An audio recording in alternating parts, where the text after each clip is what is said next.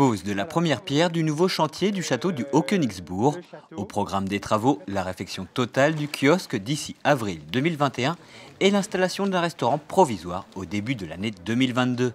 Celui-ci est destiné à maintenir une offre de restauration lors des travaux du bastion en étoile qui devrait accueillir un restaurant cette fois-ci définitif fin 2023. Le conseil départemental du Bas-Rhin investit 7 millions d'euros pour la modernisation des capacités d'accueil de la forteresse.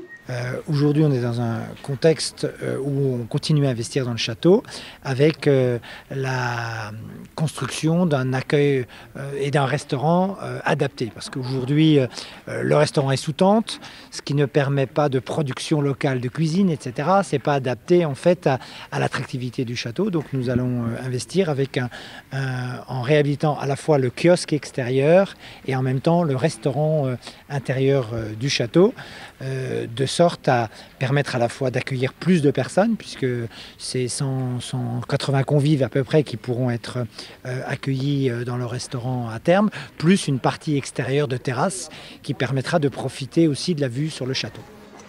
Depuis 10 ans, le restaurant provisoire est installé dans le bastion en étoile.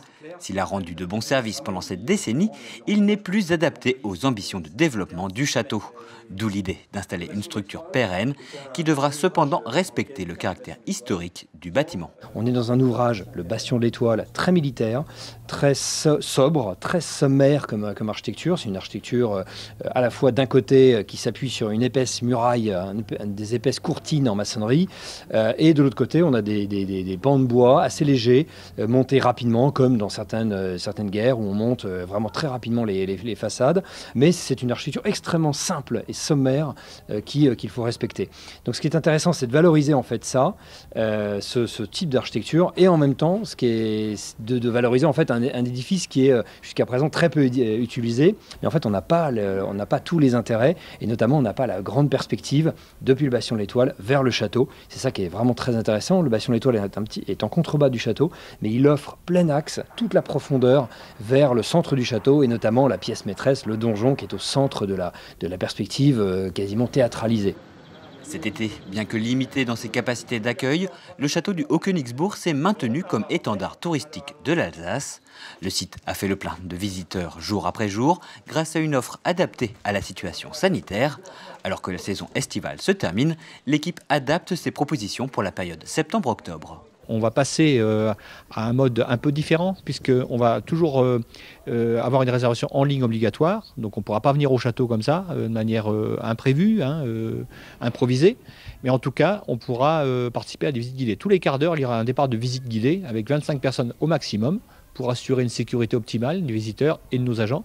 Et parallèlement à ça, on pourra aussi laisser des gens qui veulent simplement une visite libre de passer parallèlement. Donc il y aura double flux, il y aura les visites guidées avec un contenu identique aux années précédentes, avec une qualité bien sûr, avec nos guides professionnels, et puis aussi des visites libres où les gens pourront déambuler dans le château et là regarder ses meubles, etc., apprécier son architecture comme toujours. Le temps est loin où le grand fleuve coula pour la première fois au pied des montagnes et des sombres forêts de sapins. Partir à l'aventure sur les traces d'un trésor mythique, c'est ce que vous propose l'application Les Portes du Temps. Disponible sur téléphone portable, cette chasse au trésor a pour but de vous faire découvrir les châteaux forts de la vallée du Rhin au travers d'un parcours d'énigmes. Laissant la part belle au fantastique, 9 châteaux sont pour l'instant intégrés au jeu, tant côté allemand que français. Il y a à peu près 80 châteaux visitables en Alsace, en gros en tout 500, mais qui sont aujourd'hui en état d'être découverts, c'est à peu près 80. Il y en a à peu près le même nombre côté allemand. Notre ambition, c'est de faire une démarche de découverte des châteaux rhénans.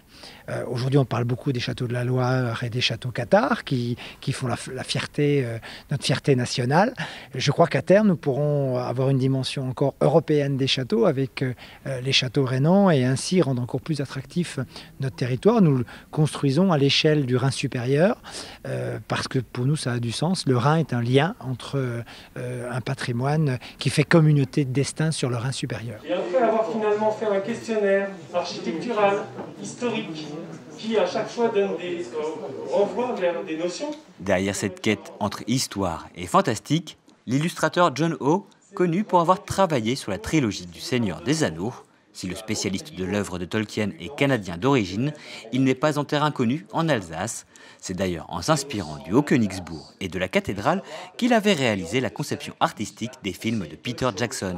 Ce qui me séduit là-dedans, c'est de voir l'énergie et le fond patrimonial qui est vraiment très dense, très étendu, extraordinaire, et de permettre de mettre en valeur non seulement les ruines qui sont en soi enchanteurs et vraiment magnifiques, mais aussi tout le travail qui est derrière. Et puis, à la fois sur le plan historique, sur le plan, pourquoi pas, fantastique, c'est romancé, c'est un peu scénarisé.